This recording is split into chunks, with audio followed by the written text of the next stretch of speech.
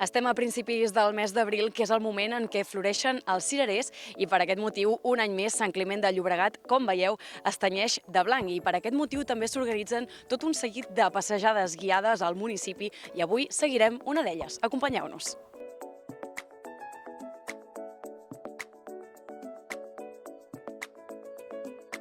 Ens trobem en plena ruta dels cirerers i per això ens acompanya el Salvador Molins, pagès, que a més t'encarregues de fer una mica de guia, no?, d'aquestes rutes. Sí, les guies aquestes que fem és simplement per poder ensenyar a tothom el que és aquest tipus de cultiu, el que comporta i que actualment és època de plena floració. Com bé sabeu, la fruita es cull al mes de maig i ara estan en plena floració.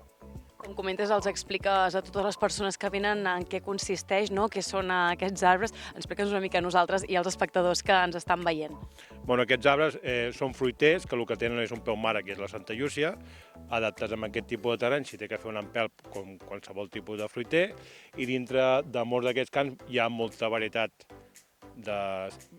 diferents de cirera, perquè el que hem d'aconseguir que hi hagi molta pol·linització, perquè les abelles són qui han de fer la pol·linització. Aquí, com veieu, sí que hi ha borinots que ja estan treballant i el que fa que ens ajuda és que tinguem collita.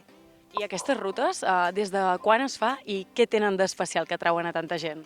Vam començar, deu fer uns 15-20 anys, ara estan de moda altres rutes de varietats florals, però aquí vam començar més que ara per poder vendre el valor afegit i explicar per què de la cirera Sant Climent, que som dels pioners, era de les més bones, molt condicionat pel tipus de terreny que tot és pissarra i corella, que li dona una qualitat i una dolçor, perquè recordem que és un cultiu de secà, i això ens fa que ens aporta una dolçor i una brillantor a la fruita que altres zones de cultiu no aconsegueixen.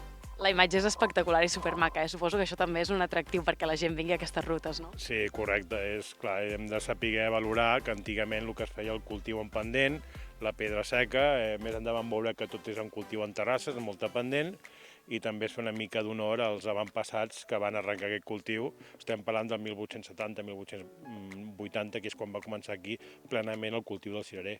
I Sant Climent som els pioners que a partir d'aquí es va extendre tot a la resta del Baix Llobregat.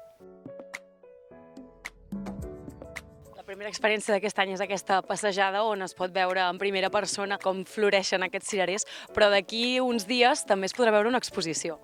Correcte. El cap de setmana 20 i 21 de maig, doncs a Sant Climent celebrarem la 47a exposició de cireres i quedeu tots i totes convidats. Per nosaltres és la festa gran del poble, així com ara aquí en aquestes passejades veiem els cirerers florits, doncs allà és on podrem tastar el fruit que dona el cirerer, que són les nostres cireres, i per això doncs té el nom al nostre poble. I al costat d'aquestes flors de cirerer, nosaltres ens sumem a la invitació de visitar aquest paratge i també l'exposició de cireres.